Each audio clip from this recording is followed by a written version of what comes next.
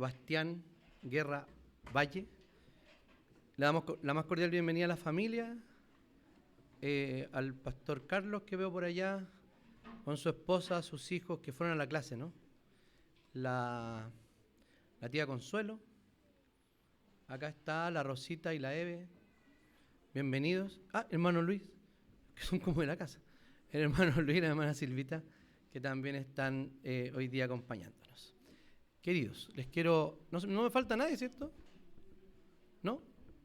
El Seba y la Cami. No, pero vinieron, no digo eso. Es que el Seba tuvo que estar en otras partes las semanas pasadas. Parchando, ¿cierto, hermano? Está bien. Bien, abramos nuestras Biblias en el capítulo 12 del Evangelio de Juan y vamos a dar lectura a los versículos 12 al 19. Y la palabra del Señor dice así: Al día siguiente, al oír que Jesús venía a Jerusalén, grandes multitudes que habían venido a la fiesta tomaron ramas de palmera y salieron a recibirlo. Y clamaban: Hosana, bendito el que viene en el nombre del Señor, el Rey de Israel. Jesús halló un asno, montó sobre él, como está escrito: No temas, hija de Sión, aquí viene tu rey, montado sobre un pollino de asna. Al principio sus discípulos no comprendieron estas cosas, pero cuando Jesús fue glorificado, entonces se acordaron de que estas cosas estaban escritas acerca de él y que así le habían sucedido. Y la gente que estaba con él daba testimonio de cómo ordenó a Lázaro salir del sepulcro y lo resucitó de los muertos. Por eso también la gente había venido a recibirlo, pues sabía que él había hecho esta señal. Pero los fariseos dijeron entre sí: como pueden ver, así no conseguiremos nada. Todo el mundo se va tras él. Oremos al Señor. Amantísimo Señor, te damos infinitas gracias por tu palabra. Te damos gracias, Señor, porque tenemos la certeza de que tú hablarás a nuestro corazón por medio de ella. Danos un corazón humilde, Señor, un corazón sincero, sin doblez, Señor, para escuchar, Señor, y también atesorar esta palabra. Que tu Espíritu Santo actúe en esta hora sobre nuestros corazones, sobre mis labios, Señor, para poder predicar la palabra con integridad, Señor. Te damos gracias porque podemos cada domingo escuchar tu palabra, Señor. Te damos gracias en el nombre y en los méritos de Jesús. Amén. Hemos hecho un alto en nuestra serie de Éxodo. Ahí dice Éxodo, pero eso está mal. Hoy día tenemos una pequeña serie que hablaremos de estos dos eventos trascendentales para la iglesia cristiana, que son la celebración de Semana Santa. Hoy día celebramos, ¿vieron a católicos pasando con ramitos hoy día? Yo creo que es una hermosa costumbre el ramito y todo, el ramito. Pero el ramito después lo ponen en la puerta, ¿no? Para que los proteja de los males. Es una especie de saumerio mezclado con Jesús, y un poquito de Pachamama, entonces la cosa está muy confusa allí. No han entendido exactamente de qué se trata este evento. Juan es un libro bastante particular. Juan termina lo que se podría llamar el libro de las señales, ¿ya? Y porque ha hecho muchas señales en lo que se enfoca Juan para hablar sobre Jesús, pero también se enfoca sobre muchas palabras acerca de Jesús. Hay discursos muy amplios. Uno tiende a pensar que la mitad del libro irá a la mitad del ministerio, ¿cierto? Pero aquí estamos en el capítulo 12, entrando ya a la última semana de Jesús. Y probablemente unos días antes fue la resurrección de Lázaro. Y cuando les dijo aquello que, ¿cómo no me conocéis? Yo soy el camino, la verdad y la vida. Cuando habló sobre la vid verdadera. Y todo eso lo habló durante esa semana. Incluso en el capítulo en el capítulo 13, podemos ver que Jesús ya sigue hablando con sus discípulos y les da el nuevo mandamiento, o sea, está refiriéndose a la última noche de Jesús. Pone mucho énfasis aquí sobre las palabras de Jesús. Y no tiene los mismos detalles que tiene los evangelios sinópticos, o sea, Mateo, Marcos, Lucas, que se pueden ver sinópticamente. O sea que hay más o menos los mismos, con pequeñas variaciones, producto de la versión de cada escritor. El único de Mateo, Marcos y Lucas que fueron testigos oculares fue solamente Mateo. Los otros recibieron información sobre aquello. O sea, probablemente Marcos de hecho la recibió de Pedro y Lucas recibe esta información sobre el ministerio de Jesús de María probablemente y de su círculo. Entonces, tenemos aquí el final del ministerio público prácticamente de Jesús, o está consolidándolo, y es en el día de la Pascua, ¿cierto? María unge los pies de Jesús en Betania, el versículo anterior, entra Jesús a Jerusalén, y luego se desatan los hechos de esta semana, que es bastante particular y que está más detallada en los otros evangelios. Entonces, en la entrada de Jesús a Jerusalén hay dos líneas narrativas. La primera de ellas es que con respecto a las reacciones que Jesús provoca en las personas, ¿ya? Hay dos líneas narrativas. Una de ellas, la primera línea narrativa, es la que ha provocado la señal de la resurrección de Lázaro. ¿Ya? Porque, ojo, hay gente que creyó en Jesús, gente que siguió a Jesús después de la resurrección de Lázaro. Y está la otra línea, que esa es la gente común, incluso muchos viajeros también. ¿Esa agua la pusieron acá? ¿Quién vino? El fantasma del escenario no lo vi.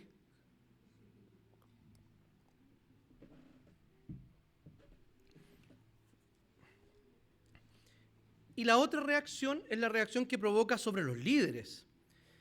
Esta reacción es de temor, desprecio, rabia. Entonces, un mismo acto y una misma situación provocan dos cosas en las personas. ¿Ya?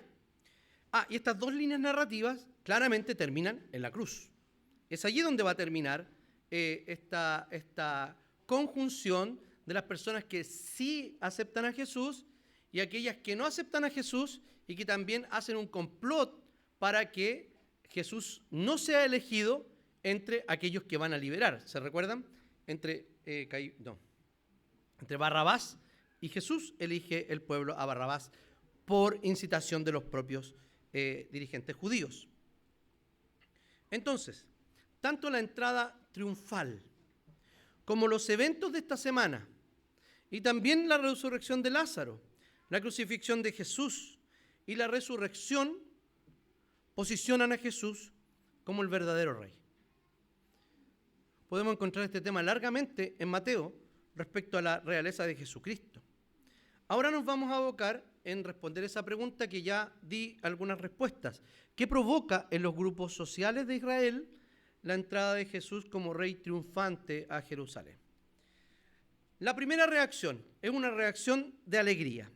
El pueblo que está allí, recordemos que está en el contexto de que hace poco, la semana anterior probablemente, había sucedido la resurrección de Lázaro. Y la resurrección de Lázaro fue bastante particular, ¿cierto? Porque Lázaro ya llevaba algunos días muerto, ¿cierto? O sea, ya se había enfriado el muertito y estaba probablemente bastante tieso y con cierta descomposición, no lo sé. Pero Jesús viene, llora por su amigo y luego le ordena salir de la tumba. O sea, imagínense lo que es para el pueblo. Nosotros vemos estos datos como unos datos narrativos, que así el Señor funcionaba antiguamente, ¿cierto? Cuando hablamos de Abraham, no sé, como que el Señor actuaba de una manera determinada. Sí, el Señor actuaba de una manera determinada en las distintas dispensaciones, la antigua y la de ahora, claramente.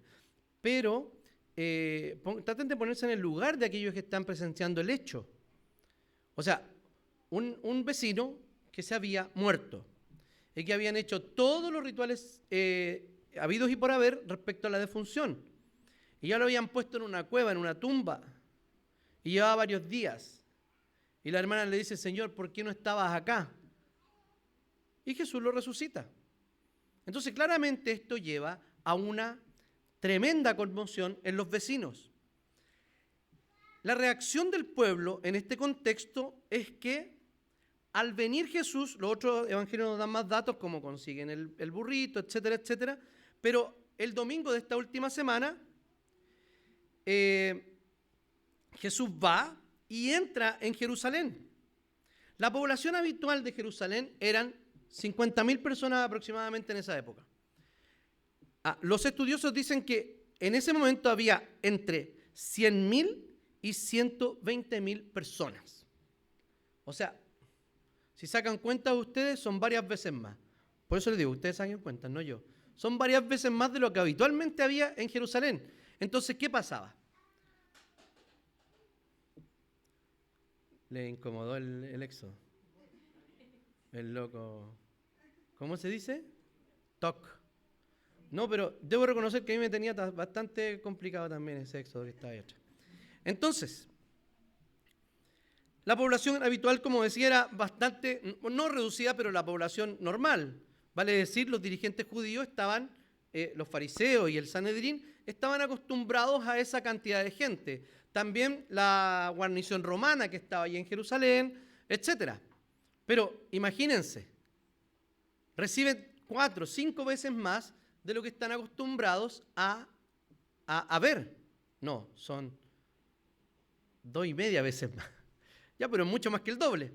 Entonces, cuando llega esta gente, están muy preocupados porque cualquier desequilibrio en el orden social podría terminar en actos violentos.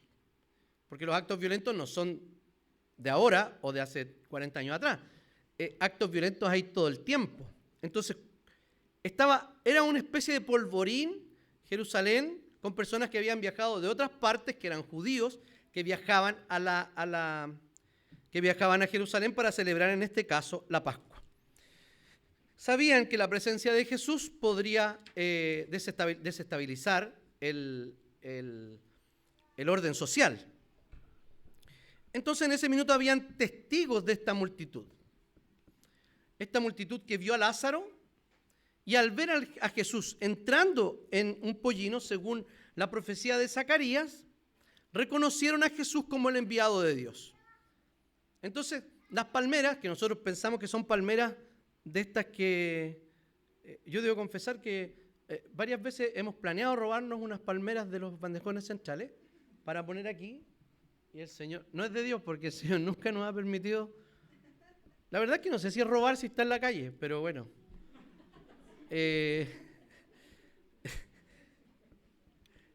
Pero no son esas palmeras. ¿A quién le gustan los dátiles? Es una caluguita del cielo, ¿no? Es un calugón pelayo de una palmera. Y nace en una palmera. Bueno, esas eran las palmeras datileras eran las que ellos cortaron, las que estaban allí, que son muy abundantes en el Oriente, y empezaron a decir esto, a alabar a Jesús. En el nacionalismo judío, la palmera se había transformado en un símbolo. Entonces estaba toda esta conjunción. Mucha gente allí en Jerusalén, algunos habían sido testigos de la resurrección de Lázaro, otros habían contado que Lázaro había resucitado, y luego los que están allí ven a Jesús entrar en un pequeño burrito. Inmediatamente reconociendo esta profecía, ellos comenzaron a alabar al Señor, diciendo Hosana. Lo que significa es, sálvanos ahora. Y en ese contexto, ¿en qué se transforma? No se transforma en una situación espiritual, de salvación espiritual, sino que imagínense, un hombre haciendo un milagro que no siempre hacía. Luego, mucha gente judía que también entendía las profecías del Antiguo Testamento y estaban interpretando, no habían conocido en realidad cuál era la naturaleza del reino de Jesús. Luego, empiezan a alabarlo y citan aquello. Sálvanos ahora de un problema o de una situación que nosotros podríamos ver que es espiritual, ¿cierto? O que tiene muchos rasgos religiosos, se transforma en un riesgo político. Y eso es lo que está pasando. Bendito el que viene en el nombre del Señor, el Rey de Israel. Entonces, en la imaginería del pueblo judío, está recibiendo a un rey victorioso, montado en un burrito. ¿Por qué razón? Porque los reyes victoriosos no venían en su caballo normal, sino que esta era la forma que hacían entradas posguerra después de haber vencido a todos sus enemigos. O sea, el burrito era un símbolo de que ya no me quedan enemigos, no tengo por qué entrar en un caballo brioso y gigante, sino que ya estoy listo y he vencido a todos mis enemigos. Entonces entra en este polluelo, en este pollino, y recuerden que hay un episodio parecido en la alimentación de los 5.000. ¿Se acuerdan cuando querían nombrarlo rey y Jesús se escabulle? Un problema político también. O sea, reconocerlo como rey significaba reconocer o suplantar al rey, primero, que estaba allí con ese título de rey muy extraño, de Herodes, y luego desafiar al emperador o al imperio mediante el procurador que era Poncio Pilato. Entonces, esta escena nos hace recordar o reflexionar en torno a nuestro propio reconocimiento de quién es Jesús. Para ellos era el rey, ¿cierto? Pero no habían entendido la naturaleza del ministerio y del reino de Jesús. No tenían idea porque seguían intentando hacer a Jesús rey para que los liberara del yugo de los romanos. Israel siempre estuvo bajo el yugo de alguna potencia. Y uno dirá, ¿bajo qué yugo hoy día Israel, que no es el Israel de Dios, está bajo una potencia? Ellos fueron reorganizados por Estados Unidos. Entonces siempre han sido súbditos de alguien. Eso es muy extraño en la historia del pueblo de Israel, si uno lo mira a simple vista. Pero básicamente todo esto sucede porque ellos habían violado incansablemente el pacto con Dios. Y lo que decía respecto a quién nosotros pensamos que es Jesús. ¿Quién piensa usted que es Jesús? Sobre las prioridades que hay en el reino de Dios, las cuales no siempre son muy agradables. Cuando hablamos de la fe, cuando hablamos del cristianismo, tendemos a pensar en que la vida va a ser más fácil. Tal vez los nuevos creyentes pensaron eso. Es un poco distinto a aquello que nos hemos criado en la iglesia, pero cuando nos convertimos, de verdad, y cuando comenzamos a convivir en el mundo, ciertamente se hace difícil, se hace cuesta arriba. Nadie dijo que ser cristiano era fácil. De hecho, va a mostrar los pasos de un rey, ¿cierto? De un rey que venció, ¿o no? ¿Amén? Pero un rey que venció no en una batalla, no con una espada, sino entregándose, muriendo en la cruz. Ese es el rey que seguimos, un rey sufriente, no un rey militarmente imponente. Y el reino de Dios sigue avanzando porque los súbditos, nosotros seguimos trabajando por el Evangelio. A veces el ser discípulos del Señor nos demanda sacrificios, sufrimientos, dolores, etcétera, que solamente con la visión apropiada de la realeza de Jesús y de quién es Jesús como Rey, nosotros vamos a entender que Jesús es el Rey del universo, que Él vino y que ascendió, que terminó su labor y que es el Rey del universo. Está coronado. Sin embargo, en este mundo el reino de Jesús, como les decía, va avanzando. Y eso nos toca a usted y a mí en la predicación del Evangelio con el poder del Espíritu Santo. ¿A qué se reduce esto? Se reduce a que Jesús es el Rey, a quien se le ha dado toda autoridad, y nosotros estamos enviados al mundo para ello. ¿Cuál es su visión acerca de Jesús? ¿Usted cree que estando en una iglesia evangélica, su familia va a ser una mejor familia? Es muy probable que sí.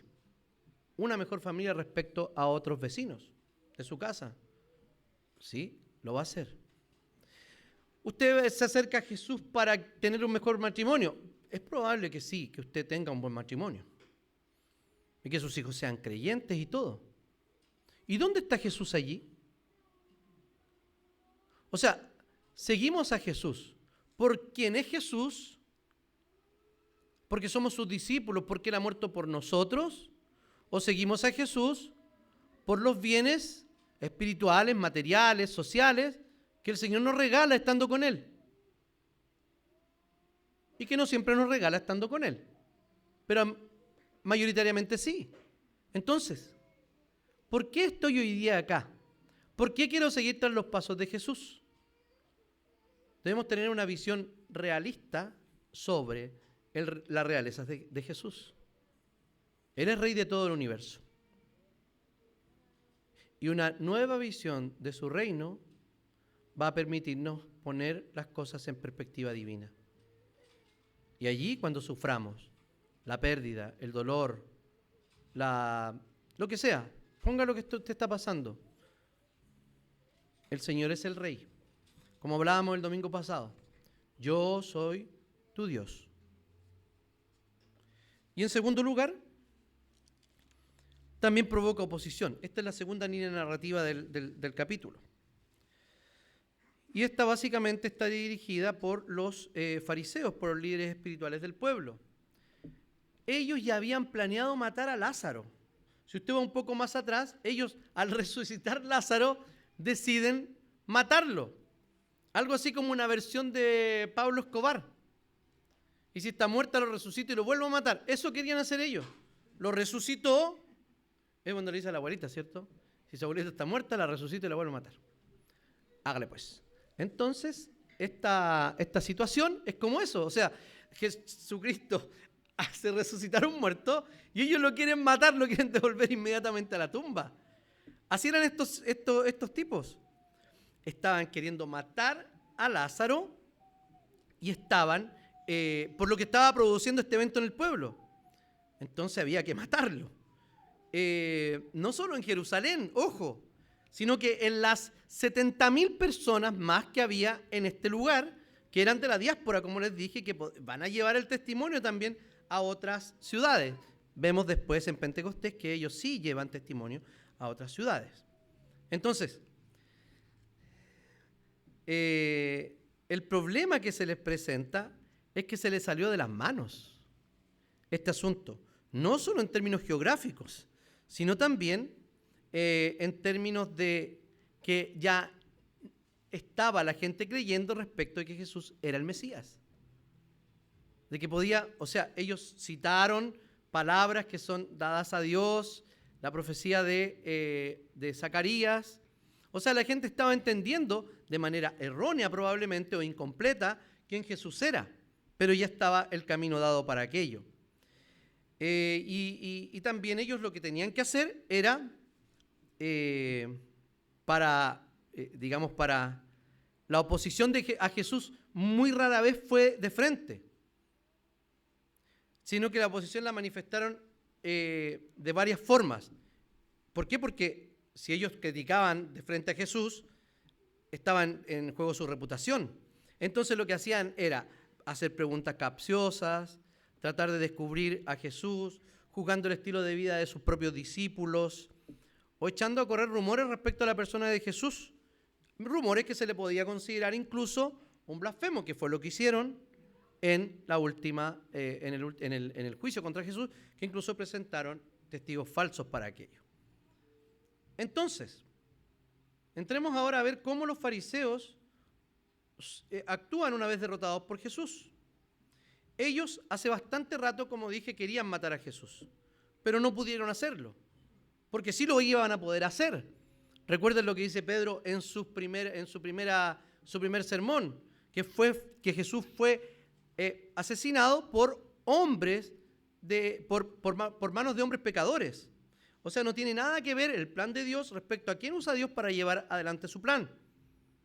Pero todavía no era el momento. Jesús tampoco lo apresuraba, claramente. Pero ya había llegado el momento. Pablo dice que cuando vino el cumplimiento del tiempo, vino Jesús y nació, etcétera, etcétera. También había un tiempo para que Él muriera. Entonces, ellos intentaron matarlo varias veces, intentaron matar a Lázaro, y la multitud reaccionaban de otra forma. Ya vimos que reaccionaron ellos como adorándolo como un rey. Ellos mismos reconocían que su estrategia no había funcionado, porque las palabras y señales de Jesús eran coherentes entre sí. Sin embargo, las palabras y los hechos de los fariseos siempre eran incoherentes entre sí. Ellos estaban dispuestos a agregar muchas cargas sobre los hombros del pueblo, sin embargo, ellos no estaban dispuestos a llevar ni una sola carga o ley extra bíblica que ponían sobre los hombros de la gente. Eso eran ellos. Y ya habían reconocido o estaban constatando que esto no les había resultado. Ellos no movían un dedo para hacer las leyes, para cumplir las leyes que ellos mismos habían durante los años agregado. Vemos la conclusión de esta oposición, de este fracaso, cuando manifiestan lo siguiente: como pueden ver, así no hemos conseguido nada. Todo el mundo va tras él. Pero ellos no están totalmente derrotados. Esta es una declaración de cambio de estrategia. Ya no podemos seguir haciendo esto, de metiéndole malas cuñas, sacándolo de contexto, no sé qué. Ahora va a tener que ser frontal y a otro nivel. Y lo que hacen es eso, básicamente. Compran a alguien, luego alguien lo entrega, luego la guardia del templo lo detiene, lo entregan a Herodes, después a Caifás, después a Herodes de nuevo, después un paseo infinito. Nadie quería hacerse cargo de lo que estaba pasando. Normalmente podríamos pensar en la oposición que tenía Jesús sería efectiva, puesto que ellos eran los dirigentes y ellos eran los que dictaban las pautas de ese pueblo. Sin embargo, la oposición en la historia de la Iglesia no ha sido para mal de la Iglesia, sino que ha sido para el bien de la Iglesia. Cada vez que la Iglesia ha sido perseguida, más cristianos son los que nacen. No estoy seguro exactamente del dato, pero no sé si es relación numérico, porque si fuera solo por número, claramente China puede tener más de todo, India puede tener más de todo. Pero seguramente no hay cifras oficiales, pero la iglesia subterránea de China es tremendamente numerosa. Y ahí está proscrito ser cristiano. No puedes ser cristiano. Había ¿recuerdan el nombre de esta niña musulmana que mató la policía moral en Irán? No me acuerdo el nombre. Idealmente, para que funcionara esto, era que ustedes se acordaran de su nombre. Pero bueno, ya no importa cómo se llame. No lo anoté por eso. Pero recuerdan todo lo que pasó. Habían jugadores de fútbol haciendo declaraciones o haciendo actos en los eventos futbolísticos y deportivos en el mundo. Apareció en todas partes, en todas las noticias, en todos los memes, en todo. O sea, nadie quedó ajeno a la muerte de esa musulmana por manos de sus propios hermanos, hombres, que eran la policía moral. Un tiempo después de eso, en otro país, ¿cómo se llama? Nasa Amiri. Bueno, y la posterior gente que mataron también. En un país africano y musulmán, había un grupo de WhatsApp universitario y a una de las niñas le había ido bien y dijo que le había ido bien gracias a Jesús. Eso solamente fue motivo para que los hombres de ese grupo de WhatsApp fueran por ella, la tomaran, la torturaran y la mataran. Terminaron matándola, quemándola con neumáticos. Ni yo. Hoy día tampoco me acuerdo el nombre de ella. ¿Pero alguien supo algo de eso? ¿Alguien supo que había muerto una cristiana, estudiante, joven, con toda la vida por delante, igual que la musulmana? Pero nosotros los cristianos, ese nombre nunca va a aparecer. Pero ¿saben qué? A esa hermana no le importa en realidad que su nombre esté nombrado en todas las redes, sino que cuando su nombre sea nombrado en el día final.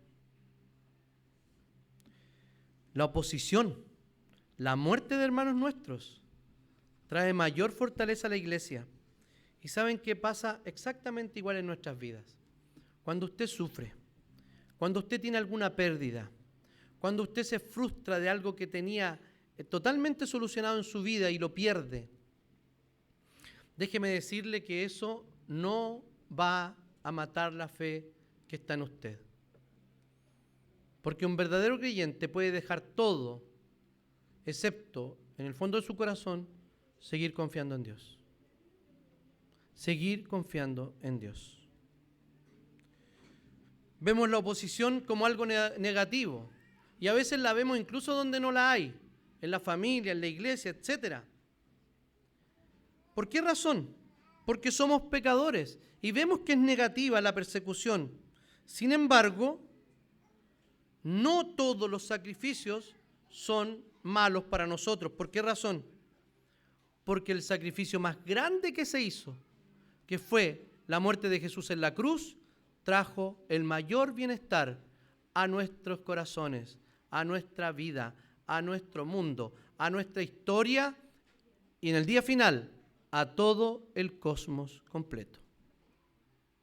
Un sacrificio cruento, horrible, que incluso nosotros cada vez que vemos a Franco Zeffirelli es como que tenemos en el fondo del corazón de que este año no va a morir o no va a sufrir tanto Jesús.